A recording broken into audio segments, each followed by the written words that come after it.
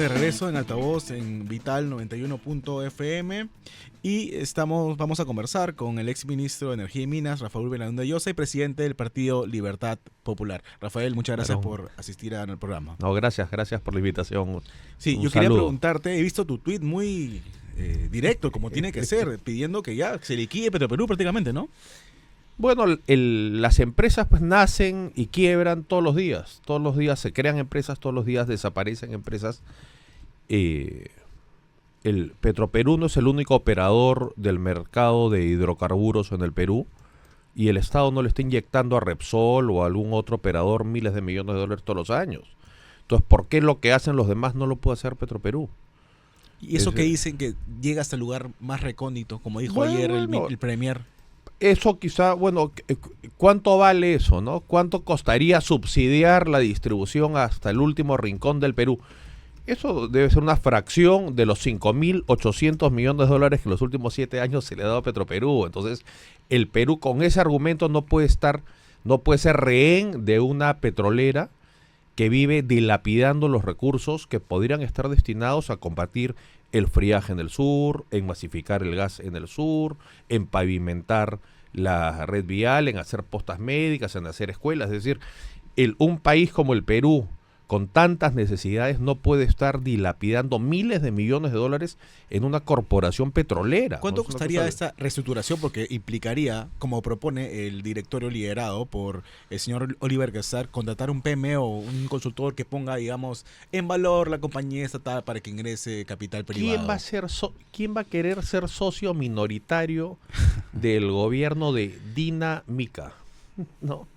De este desgobierno? Es una ilusión ser minoría de un gobierno que vemos cómo se conduce, con un parlamento que vemos cómo se conduce, con un gobierno que blinda a un prófugo de la justicia. Entonces, eso es irreal, ¿no?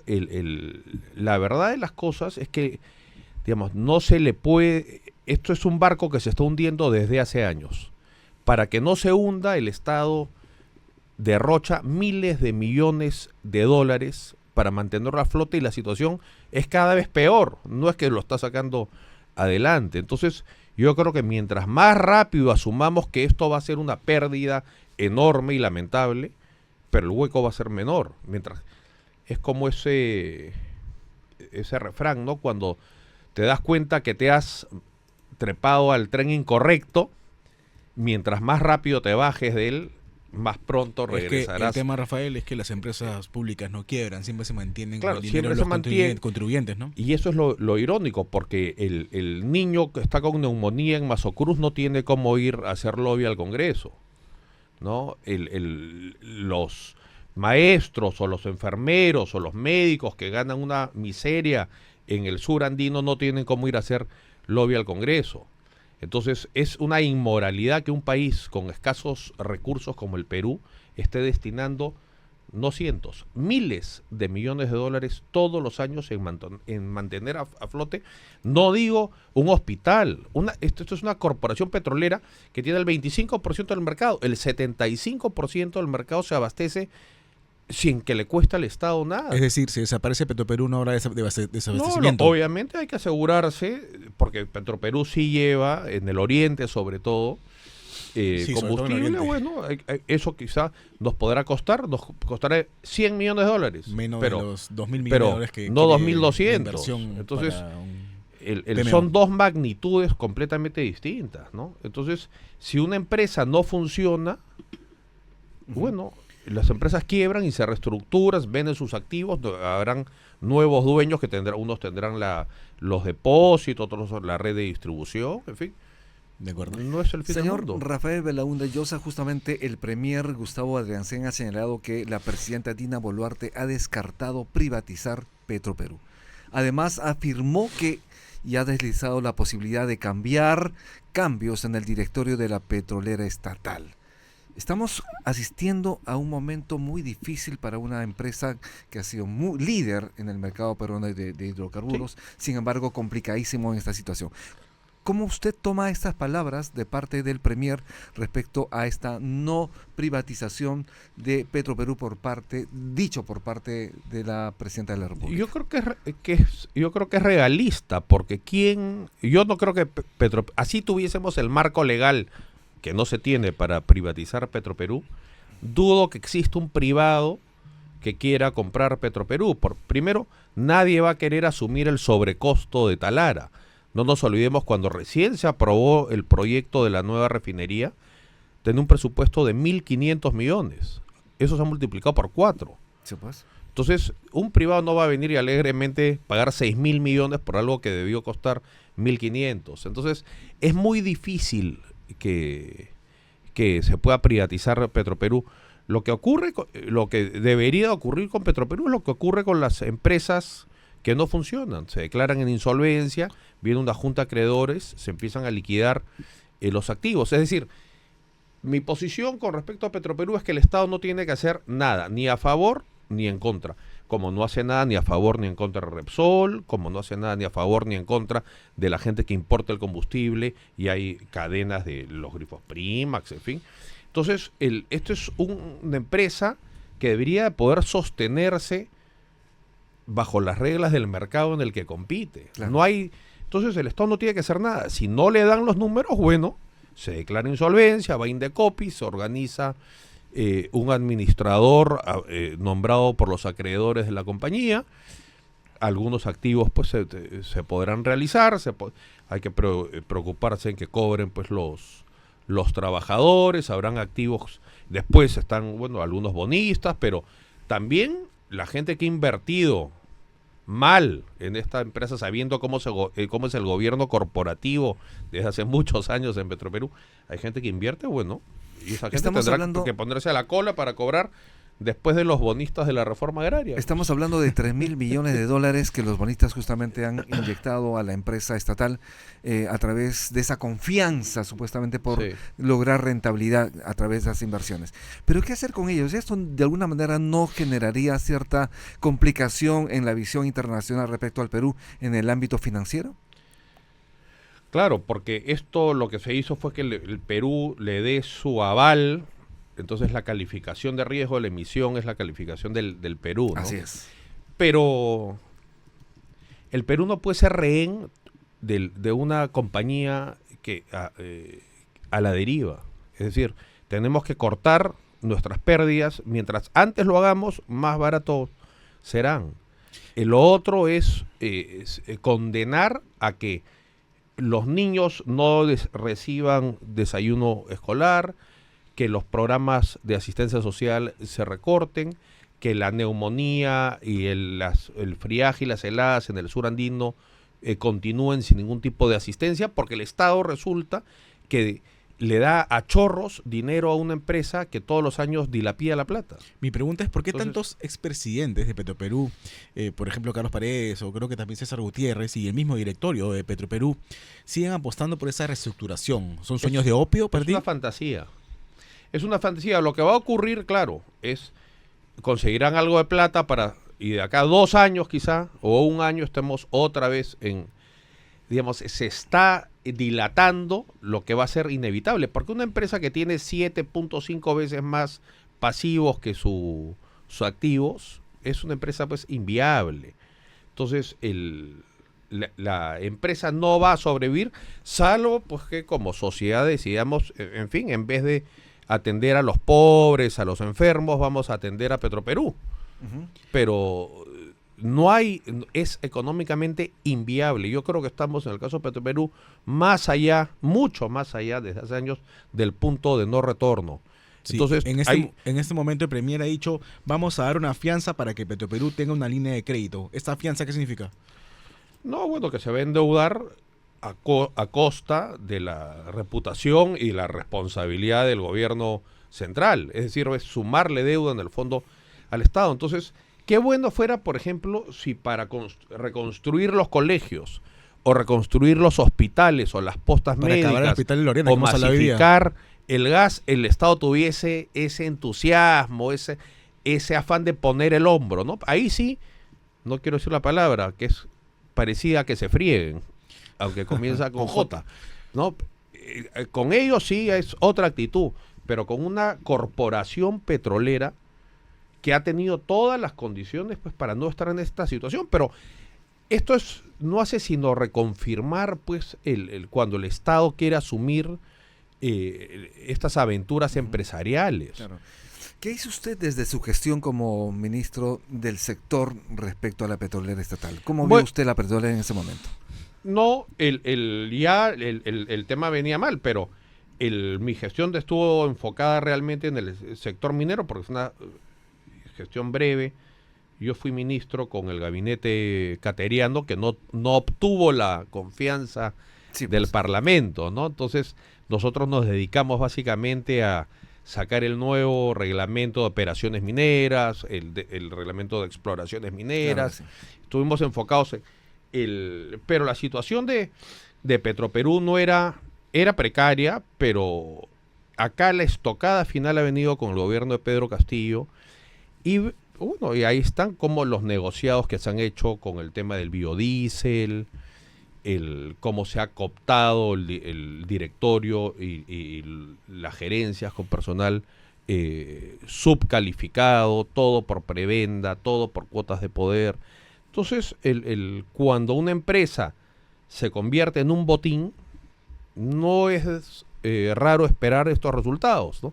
Y yo creo que ese es esto ya al Perú le ha ocurrido, ¿no? Las pérdidas consolidadas de las empresas públicas desde el golpe de Velasco hasta el año 90 sumaron algo así como 25.000 millones de dólares. Es decir, esta debacle ha sido siempre la constante de la aventura empresarial del Estado. Entonces, podemos, claro, no querer aprender de esto y estar pues, berrinchudos y caprichosos, y esto nos va a costar miles de millones de dólares que deberían estar destinados en poner en valor la potencialidad productiva del Perú, en atender a los más necesitados, a los enfermos, en fin. Entonces es como una transfusión de sangre, pero del enfermo al sano. Rafael, cambiando radicalmente de tema, pero es muy importante porque estamos acá en vivo.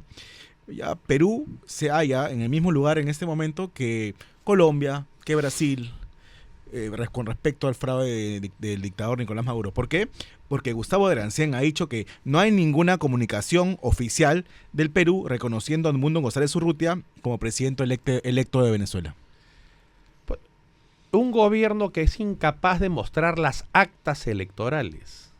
Es decir, acá se ha proclamado un presidente, el desglose de las actas que tiene la oposición es inequívoco, ¿no?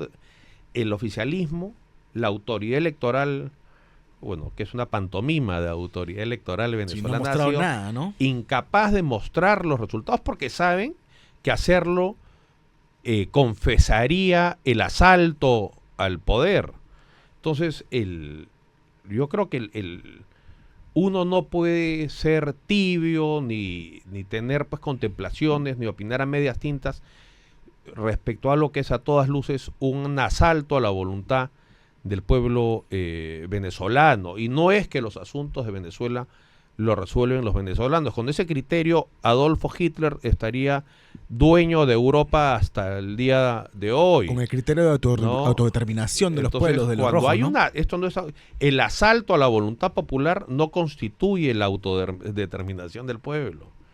Entonces ahí el canciller es lamentable, declaraciones lamentables y patéticas, pero que revelan una concepción suya y sobre todo de quien lo ha puesto ahí, ¿no? ¿Y quién lo ha puesto ahí? Bueno, yo creo que es el escurridizo doctor Cerrón, ¿no? ¿Y quién no lo quiere capturar?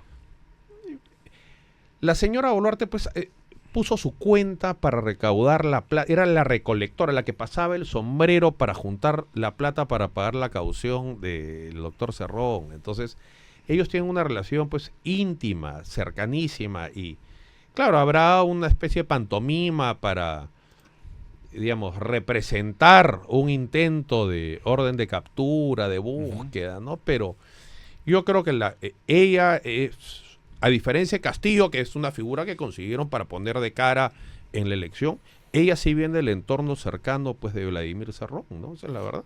8:47 de la mañana, vamos a hacer una breve pausa. Estamos en altavoz en Vital 91.1 de tu dial. Ya volvemos. Ya regresamos. 8:49 de la mañana, proseguimos con el programa. Estamos con Rafael Belaúnde Llosa, presidente del Partido Libertad Popular. ¿Qué está pasando con el partido? ¿Hacia dónde nos encaminamos? ¿Qué dicen los aspirantes políticos a través de esta organización política? Bueno, hemos estado en Arequipa, Puno, Cusco, hemos estado en varias provincias de Puno, en el Collao, en Puno, en Juliaca, hemos estado en Espinar, después en el Cusco, hemos estado en Calca, en fin, hemos estado viajando intensamente, sobre todo en el sur del Perú, porque yo creo que el Perú tiene una enorme deuda, sobre todo con el sur andino, ¿no? Hay una gran fragmentación social en el sur. Que es totalmente justificable, ¿no? Porque el gas, por ejemplo, sale del sur andino, buena parte del cobre del Perú sale del sur andino, y eso no ha tenido un correlato en la calidad de vida de la población del sur andino, no ha tenido un correlato en la conectividad, en la infraestructura del sur andino. Hemos estado, por ejemplo, con productores de café de Sandia. Sandia está a 240 kilómetros de Juliaca, pero es una pista pues infame que evidentemente no está pavimentada. 10 horas traer el café, ¿no? Es decir, el impacto que eso tiene en los márgenes pues operativos es brutal, y eso mismo pasa con los productores que están de café en los anexos alrededor de San Martín de Pangoa o en Atalaya, en Ucayali, que solo llegar a Mazamari pues es una travesía, es una odisea. Entonces, digamos, si queremos ser un país unitario, tenemos que hacer un esfuerzo para integrar al Perú mediante infraestructura y también con leyes que sean razonables para que la gente que opera en la informalidad se pueda formalizar, ¿no? ¿Y qué tal la recepción de la gente respecto a las propuestas de Libertad Popular? Bueno, nosotros con respecto al sur, nosotros hemos impulsado y sostenemos que es perfectamente viable hacer un gasoducto del altiplano, que es básicamente llevar el gas al sur del Cusco hasta coronar por Canchis las alturas, ¿no? Y que pase por Sicuán y Espinar, las provincias altas del Cusco, y después a Juliaca, ¿no? Eso es un gasoducto que no sería pues como el que baja a la costa, que tiene 35 pulgadas de diámetro, sino 12 pulgadas, es la tercera parte del diámetro, pero tiene varias ventajas. Uno, el costo, porque son 350 kilómetros, es un tercio del diámetro, y después tienes la diferencia de altura a tu favor, porque la captación está a 500 metros y después esto sube a 4000, entonces la presurización es mucho más barata. Entonces nosotros hemos calculado que por $600 millones tú le puedes llevar gas a todo el sur del Cusco, a Juliaca, a Puno y a El Collao. Y eso resuelve, pues, primero los problemas de la helada, le da acceso a las familias a una fuente de energía que será pues 5 veces más barata que comprar balones de gas. Para sus cocinas y para la calefacción. Pero sobre todo cambia la frontera productiva, porque tener acceso a una fuente abundante de energía barata multiplica tus posibilidades de lo que puedes hacer, de lo que puedes producir. Sí. Y ahora, 600 millones, Petroperú ahora están diciendo que necesita 2.200, ¿no? En el año 2002 le dieron entre préstamos, con donaciones, líneas de crédito, 8.000 millones de soles en un año. Entonces, decir que no se puede hacer un esfuerzo de 600 millones para resolverle la vida a 2 millones de peruanos del sur, pues, eso habla de cómo están de mal las prioridades en el Perú, ¿no? No, quería preguntarte, y creo que te lo preguntaba antes, ¿no te parece que la figura de Pedro Cateriano es un pasivo para tu partido? ¿Es muy polarizante? Porque es un enemigo acérrimo del APRA, ¿no? Bueno, digamos, yo soy amigo de Pedro Cateriano, él fue mi profesor en la universidad, tengo aprecio por él, creo que es un profesional honesto y competente. Ahora, sus enemigos no son mis enemigos. Libertad Popular no es enemigo del APRA. Yo creo que el APRA tiene un papel importante que jugar. Me parece muy bien que hayan logrado su reinscripción. Yo creo que un partido antiguo, con doctrina, con una propuesta. Digamos, yo creo que, digamos, si recupera su esencia socialdemócrata, tiene un espacio y tiene mucho que decir y que aportar a la vida política, ¿no? Los enemigos de Cateriano no son tus enemigos. En general, digamos, los enemigos de mis amigos no tienen por qué ser mis enemigos, ¿no? Yo no tengo ninguna objeción ni con el APRA, ni con las figuras que hay en el APRA. Claro, Hoy día me parece sí. que la figura de Carla García me parece muy importante, me parece que es que va a refrescar a un partido, digamos que ha sido, o que es parte de la historia democrática, pues, del Perú. Lo mismo pienso con Acción Popular, me parece importante que se esté renovando, espero que logren purgar de este tema de los niños, me parece que ya han hecho un esfuerzo o han logrado aportar gente que estaba más cerca al pensamiento de ¿Qué pensaría tu abuelo de Acción Velasco, Popular? que, bueno, yo creo que Acción Popular estuvo cooptado por un grupo de delincuentes, que son los llamados niños, pero también estuvo cooptado por una corriente ideológica más afín a Velasco Alvarado que a Belaúnde Terry. Lescano, Mesías ¿No? Guevara. Bueno, hay varios, yo sin cuestionar sus credenciales personales, Es pero potente lo que dices, más pero, cercano a Velasco que a Belaúnde. ideológicamente más cercanos a Velasco que a Belaúnde. Entonces, creo que Acción Popular está viviendo un retorno a su esencia, en fin, ojalá, pero nosotros creemos que que es importante un recambio generacional en la política, no solamente desde el punto de vista de edad, sino a partir desde el punto de vista de los actores, ¿no? Estamos, pues, padeciendo los efectos de una clase política caduca y decadente, ¿no? Entonces tiene que haber una especie de regeneración profunda. Profunda, no solamente ideológicamente. Yo creo que está muy bien que existan nuevos jugadores, digamos, en la arena política de izquierda, de centro, de derecha, más progresistas, más conservadores.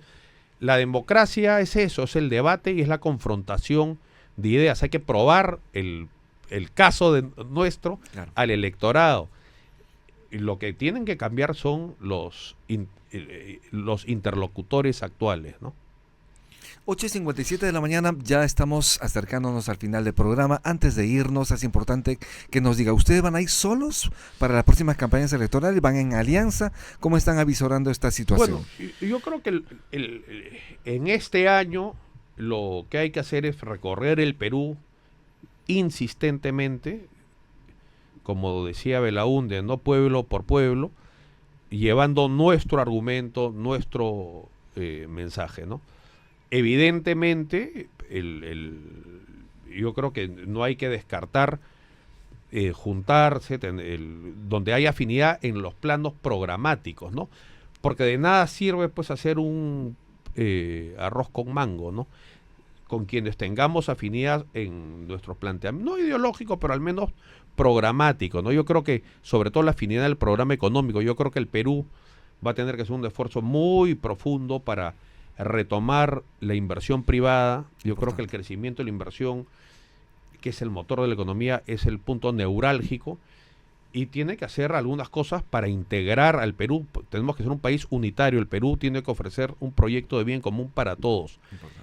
Y eso va a requerir también un esfuerzo de integración, un esfuerzo de infraestructura. Entonces, si pudiésemos encontrar afinidad en un programa que impulsa la inversión, el clima empresarial, el clima de negocios, sin complejos y con decisión, y con esa misma decisión y sin complejos promover también un Estado presente ahí donde está ausente por décadas, si no siglos, yo creo que, digamos, le haríamos un gran servicio al Perú, ¿no?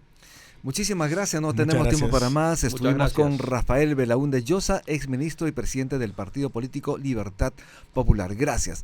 Nos vamos, Aarón, gracias por Muchas el gracias, no hay programa. tiempo para más. Nos vemos mañana a la misma hora, mismo lugar. Estuvimos con Elvio Gamarra, presidente del Cuerpo Médico del Hospital Antonio Lorena del Cusco. Estuvimos con Rodolfo Larota, representante de la Federación Médica del Perú, Región Cusco, y también con César Combina, ex congresista, y también nos acompañó aquí la ex ministra de Salud, Cecilia Silvia Pesat, y también muy breve aquí también con Rafael Belaúnde Llosa. Nos vemos el día de mañana, no se olvide de sintonizarnos, estamos en tu dial 91.1 FM, altavoz en Vital. Mañana día deportivo, nos vemos.